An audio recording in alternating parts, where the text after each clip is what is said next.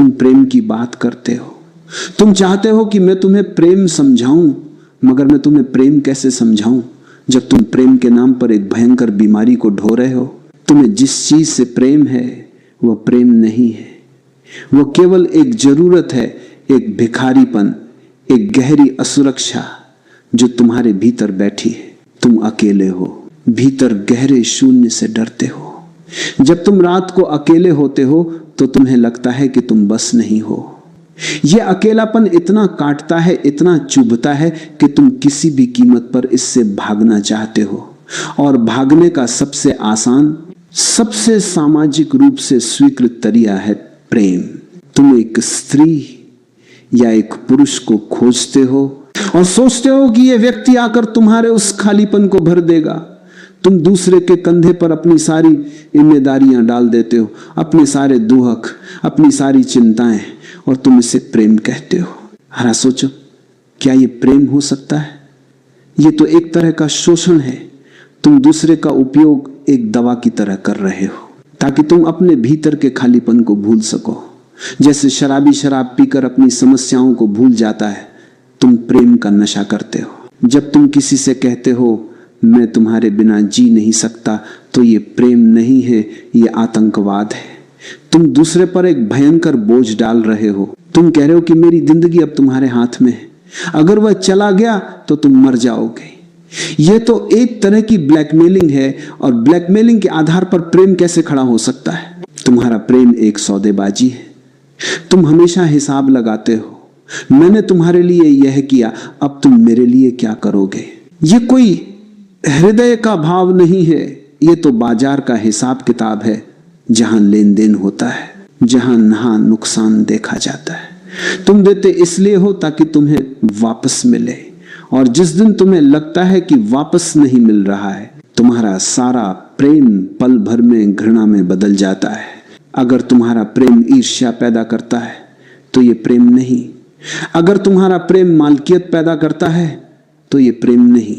अगर तुम्हारा प्रेम बंधन पैदा करता है तो ये प्रेम नहीं।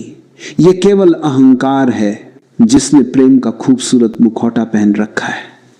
तुम्हारा अहंकार दूसरे को ऐद करना चाहता है ताकि तुम सुरक्षित महसूस कर सको।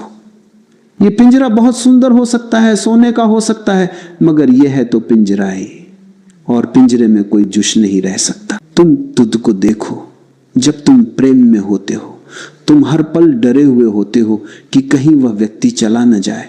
ये डर कैसा? ये डर बताता है कि तुम्हारा प्रेम दूसरे पर आधारित है।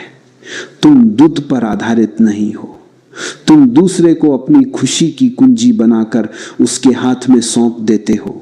ये तुम्हारी सबसे बड़ी गलती है, और ये गलती तुम्हें कभी प्रेम तक नहीं पहुंचने देगी, क्योंकि प्रेम हमेशा निर्भय होता है। प्रेम हमेशा स्वतंत्रता देता है, और तुम्हारा तथाकथित प्रेम हमेशा डर और बंधन पैदा करता है। अब इस बात को गांठ बांध लो, जिसे तुम प्रेम कहते हो वो प्रेम नहीं है। वो तुम्हारे भीतर के खालीपन से पैदा हुआ एक रासायनिक लोचा है, एक उन्माद है जो थोड़े समय बाद उतर जाएगा और पीछे छोड़ जाएगा निराशा, ऊब और नया खालीपन, और तब तुम फिर से नया नशा खोजने निकल पड़ोगे। यहीं से तुम्हारी यात्रा शुरू होती है, इस भ्रम को तोड़ने से। जब तक तुम ये नहीं देखोगे कि तुम्हारा वर्तमान प्रेम एक भयंकर बीमारी है, तब तक तुम असली प्रेम की तरह एक कदम भी नहीं बढ़ा पाओगे। ये देखना ही पहला ध्यान है। असली प्रेम शुरू होता है अकेलेपन से, मगर उस अकेलेपन से नहीं जिससे तुम डरते हो। मैं बात कर रहा हूं स्वयं में होने के अकेलेपन की। तुम डरते क्यों हो अकेलेपन से? क्योंकि जब तुम अकेले होते हो तो तुम्हें एहसास होता है कि तुम भीतर से कितने खाली हो, तुम्हारे भीतर कितना शोर है, कितना दुहक है, कितनी अधूरी कामनाएं हैं। यह सब तुम्हें बेचैन कर देता है और तुम भागना चाहते हो। मगर अगर तुम इस अकेलेपन में भागो नहीं, बल्कि ठहर जाओ, आंखें बंद करो और बस देखो ये बेचैनी कहां से आ रही है, ये खालीपन कहां है। जब तुम इसे बिना किसी निर्णय के, बिना किसी विरोध के देखते हो तो एक चमत्कार होता है। वो खालीपन धीरे धीरे एक विशालता में बदल जाता है। वो शून्य जो तुम्हें डरा रहा था वो अचानक एक स्वर्ग बन जाता है। यह है पहला सत्य। प्रेम दूसरे को खोजने से पहले जुद को खोजने की यात्रा है। जब तुम अपने भीतर इस केंद्र को पा लेते हो जहां तुम पूर्ण हो, जहां तुम्हें किसी दूसरे की आवश्यकता नहीं रही, उसी क्षण तुम्हारे भीतर प्रेम का बीज बोया जाता है। आवश्यकता हमेशा गुलामी पैदा करती है, प्रेम हमेशा स्वतंत्रता पैदा करता है। जब तुम किसी से कहते हो मुझे तुम्हारी जरूरत है, तो तुम उसे जरीद रहे हो, तुम उसे अपनी गुलामी में ले रहे हो। मगर जब तुम भीतर से इतने भरे हुए होते हो कि अब तुम्हें किसी की जरूरत नहीं रही, तुम परिपूर्ण हो, तब भी अगर कोई व्यक्ति तुम्हारे जीवन में आता है तो वह जरूरत बनकर नहीं आता, वह एक आनंद बनकर आता है, एक उपहार बनकर आता है। तुम उसे कहते हो मैं तुम्हारे साथ होना चाहता हूं, इसलिए नहीं कि मैं तुम्हारे बिना अधूरा हूं, बल्कि इसलिए कि मैं इतना भरा हुआ हूं कि मैं तुम्हारे साथ इस आनंद को बांटना चाहता हूं। यह है प्रेम की सही शुरुआत। प्रेम मांग नहीं है, प्रेम बांटना है। मांग भिखारी करता है, बांटता सम्राट है।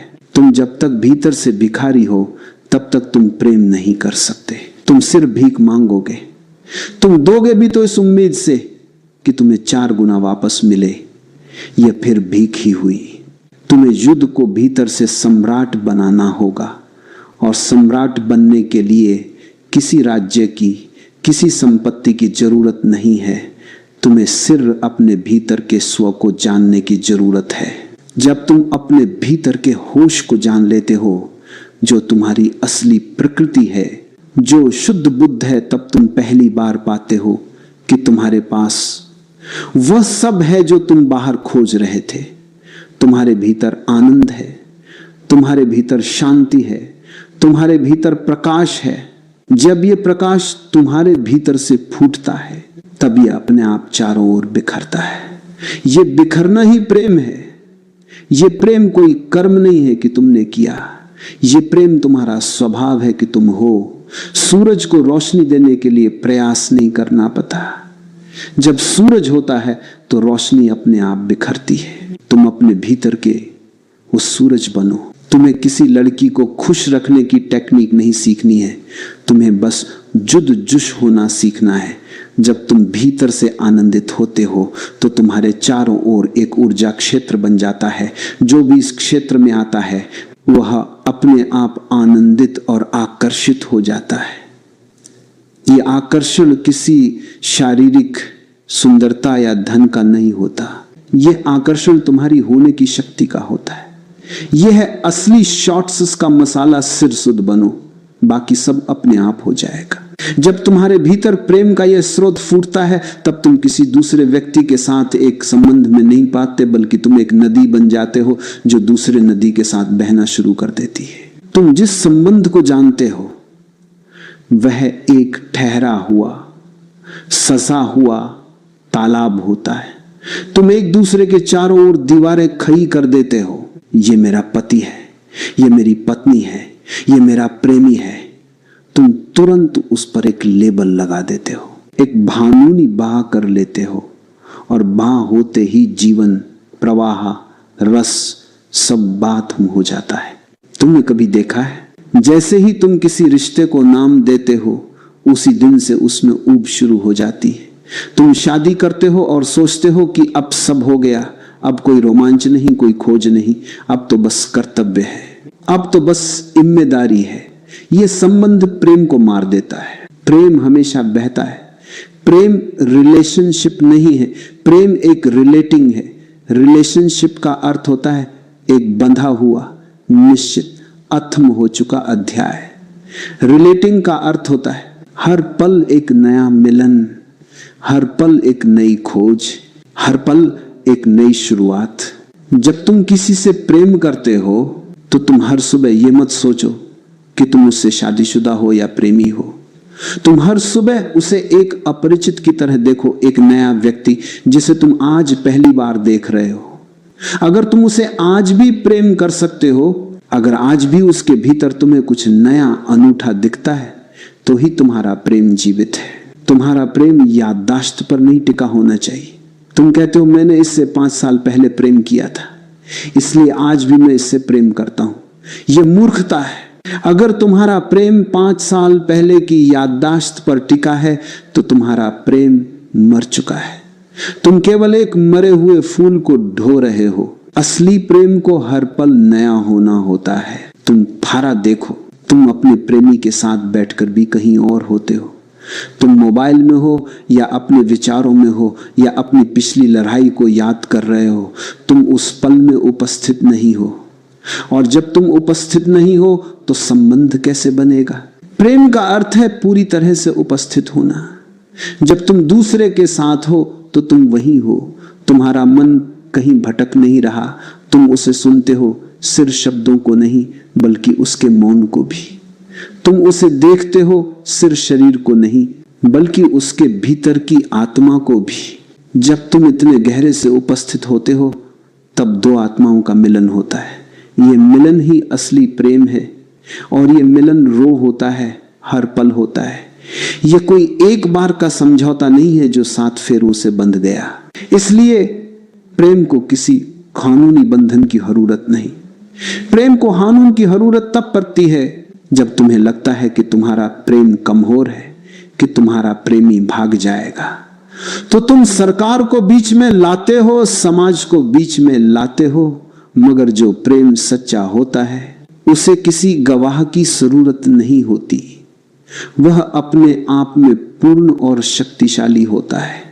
वह जानता है कि दूसरा व्यक्ति स्वतंत्र है और वो हमेशा चुन सकता है।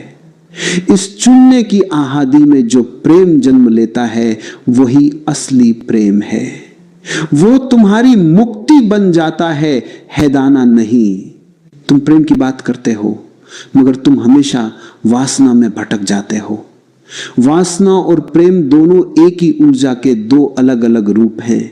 वासना है ऊर्जा का नीचे की ओर बहना, केंद्र से परिधि की ओर भागना। प्रेम है ऊर्जा का ऊपर की ओर उठना, परिधि से केंद्र की ओर लौटना। वासना हमेशा दूसरे में पूर्णता खोजती है। वासना कहती है मैं तुम्हें पालूं तो मैं जोश हो जाऊंगा। ये तुम्हारी ऊर्जा को बाहर की तरफ धकेलती है, दूसरे के शरीर की तरफ, दूसरे के रूप की तरफ। वासना तुम्हें दूसरे के साथ उपयोग करने की इहाद देती है। तुम दूसरे को सिर्फ एक साधन बनाते हो अपने शारीरिक सुख को पूरा करने का। और तुम कितनी बार सफल हुए हो? तुम एक शरीर पाते हो और 2 दिन बाद उब जाते हो, क्योंकि शरीर तो बदलता नहीं। यह ऊर्जा का व्यर्थ हो जाना है। प्रेम क्या है? प्रेम भी उसी यौन ऊर्जा से उठता है मगर उसका रूपांतरण हो जाता है। जब तुम ध्यान करते हो, जब तुम भीतर शांत होते हो तो वही ऊर्जा जो पहले शरीर की तरफ भाग रही थी अब भीतर की ओर मुंह जाती है, ऊपर की ओर उठने लगती है।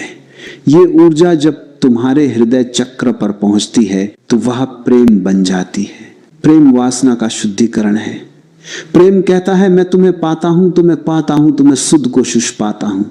ये बहा अंतर है मेरे प्यारे। वासना में तुम दूसरे को पाने की कोशिश करते हो, प्रेम में तुम दूसरे को माध्यम बनाते हो अपने भीतर के आनंद को जगाने का। जब प्रेम होता है तो शारीरिक मिलन भी एक दिव्य अनुभव बन जाता है। वासना में शरीर का मिलन होता है, प्रेम में आत्माओं का मिलन होता है। वासना में शरीर थकता है और टूटता है, प्रेम में शरीर और आत्मा दोनों ऊर्जावान होते हैं, जैसे 2 नदियों का महासागर में मिल जाना। मगर एक तीसरा तत्व भी है जो बहुत जरूरी है और वह है समर्पण। प्रेम और वासना के बीच समर्पण एक पुल की तरह है। वासना में तुम लेना चाहते हो, प्रेम में तुम देना चाहते हो, मगर समर्पण में तुम मिटना चाहते हो। समर्पण क्या है? जब तुम किसी व्यक्ति के सामने अपना अहंकार पूरी तरह से छोड़ देते हो, जब तुम कहते हो मैं तुम्हारे सामने नहीं हूं, मैं शून्य हूं, मैं बस तुम्हारे प्रेम के लिए उपलब्ध हूं। समर्पण किसी व्यक्ति के सामने नहीं होता मेरे प्यारे, यह उस ऊर्जा के सामने होता है जो उस व्यक्ति के भीतर से बह रही है। जब तुम वासना से ऊपर उठकर प्रेम तक पहुंचना चाहते हो तो तुम्हें यह मिटाने की कला सीखनी होगी। जब तुम अपने प्रेमी के सामने निहत्थे खड़े हो जाते हो, बिना किसी सुरक्षा के, बिना किसी ईर्ष्या के, बिना किसी डर के, तभी तुम प्रेम के सर्वोच्च शिखर को छू सकते हो। यह समर्पण तुम्हें मुक्त करता है, क्योंकि जब तुम्हारा अहंकार मिटता है तो बंधन अपने आप टूट जाते हैं। वासना तुम्हें बांधती है, समर्पण तुम्हें मुक्त करता है और प्रेम तुम्हें परमात्मा से जोड़ता है। यह त्रिकोण, वासना को प्रेम में रूपांतरित करो और प्रेम को समर्पण के माध्यम से परमात्मा तक उठाओ। तुम पूछते हो कि लकी कैसे जुश रहेगी। मैंने कहा यह तुम्हारा लक्ष्य नहीं होना चाहिए, मगर फिर भी इसका जवाब है स्वतंत्रता। प्रेम की अंतिम और सबसे कठिन परीक्षा यही है कि तुम दूसरे को कितनी आहादी दे सकते हो। तुम प्रेम तो देना चाहते हो मगर आहादी नहीं। तुम कहते हो मैं तुम्हें सब कुछ दूंगा, मेरा समय, मेरा पैसा, मेरा जीवन, मगर तुम मेरे हिसाब से चलो। तुमने दूसरे को सोने के पिंजरे में बंद कर दिया और फिर तुम हैरान होते हो कि तुम्हारा प्रेमी क्यों नहीं है। कोई भी आत्मा पिंजरे में जुश नहीं रह सकती, चाहे पिंजरा सोने का हो, प्रेम का हो या शादी के वादों का। असली प्रेम स्वतंत्रता का दूसरा नाम है। यह कहता है तुम मेरे साथ भी हो और तुम मुक्त भी हो। तुम दूसरे को पंख देते हो, तुम हवा देते हो, तुम आकाश देते हो। तुम कहते हो ऊहो, जहां तुम्हारी खुशी तुम्हें ले जाए जाओ। मेरा प्रेम तुम्हें बांधेगा नहीं, बल्कि तुम्हारे पंखों को और महबूती देगा। यह बहुत कठिन है, क्योंकि जैसे ही तुम दूसरे को आहादी देते हो, तुम्हारे भीतर का डर उठ खचा होता है। तुम्हें लगता है अगर मैंने इसे आहादी दी तो ये चला जाएगा, ये किसी और को खोज लेगा। यह डर तुम्हारे असुरक्षित होने का प्रमाण है, तुम्हारे खाली होने का प्रमाण है। तुम डरते हो कि तुम इतने मूल्यवान नहीं हो कि दूसरा व्यक्ति अपनी मर्जी से तुम्हारे पास रुके, तो तुम प्रेम को एक रस्सी बना लेते हो, एक हंजीर बना लेते हो। मगर पारा सोचो, यदि कोई व्यक्ति तुम्हारे पास इसलिए रुकता है क्योंकि वह बंधा हुआ है, तो क्या तुम्हें उसमें खुशी मिलेगी? वह शरीर तो तुम्हारा हो सकता है, मगर उसकी आत्मा तो भाग चुकी होगी। और आत्मा के बिना शरीर का क्या मोल? असली खुशी तब मिलती है जब कोई व्यक्ति तुम्हारे पास स्वेच्छा से आता है, जब वह पूरी दुनिया में घूमने के बाद भी कहता है नहीं, मुझे तुम्हारे पास ही सबसे ज्यादा शांति मिलती है। यह उसकी पसंद होनी चाहिए, तुम्हारी माबूरी नहीं। जब तुम दूसरे को यह पूर्ण स्वतंत्रता देते हो, तब तुम खुद भी मुक्त हो जाते हो। तुम्हारा मन हर पल यह नहीं सोचता कि वह कहां गया होगा, क्या कर रहा होगा। तुम अपने काम में, अपने ध्यान में, अपने आनंद में होते हो। तुम अपने भीतर के सम्राट बन जाते हो, जिसे अब किसी और पर निर्भर होने की जरूरत नहीं। और सुनो, यह स्वतंत्रता विश्वास से जन्म लेती है। विश्वास का अर्थ यह नहीं कि तुम दूसरे पर विश्वास करते हो कि वह नहीं जाएगा। विश्वास का अर्थ यह है कि तुम युद्ध पर विश्वास करते हो। तुम इतने पूर्ण हो, तुम इतने आनंदित हो कि तुम जानते हो अगर यह व्यक्ति चला भी गया तो भी मेरे आनंद को कोई छीन नहीं सकता। मेरे भीतर का सूरज मेरे पास रहेगा। यह है प्रेम की सबसे बड़ी शर्त, स्वतंत्रता और विश्वास। यह तुम्हें इतना महबूब बनाता है कि तुम किसी और को बांधने की जरूरत महसूस नहीं करते। और जब तुम नहीं बांधते, तभी तुम्हारे प्रेम में एक ऐसी सुगंध आती है जो किसी भी रिश्ते को स्वर्ग बना देती है। जब तुम प्रेम को इस तरह जीते हो, बिना मांग के, बिना बंधन के, तब तुम्हारा प्रेम एक साधारण भावना से ऊपर उठकर एक प्रार्थना बन जाता है। तुम्हारा प्रेम दूसरे को पाने की कोशिश नहीं करता, बल्कि दूसरे के लिए शुभ कामना करता है। तुम्हारी आंखें अब प्रेमी को वस्तु की तरह नहीं देखती, तुम्हारी आंखें उसे ईश्वर के एक रूप की तरह देखती हैं, एक पवित्र उपस्थिति की तरह। और जब तुम दूसरे को पवित्र मानते हो तो उसके सामने तुम्हारा सिर झुक जाता है। यही प्रार्थना है। प्रार्थना का मतलब घुटनों पर बैठना नहीं है। प्रार्थना का मतलब है स्वीकृति, आभार और आनंद। तुम उस व्यक्ति के लिए, उसके अस्तित्व के लिए धन्यवाद देते हो। अस्तित्व को तुम कृतज्ञ होते हो कि यह व्यक्ति तुम्हारे जीवन में आया और तुम्हारे भीतर के प्रेम को जगा गया। तुम्हारा प्रेम अब एक उत्सव बन जाता है। हर पल उसके साथ होना एक उत्सव है, हर पल उसे देखना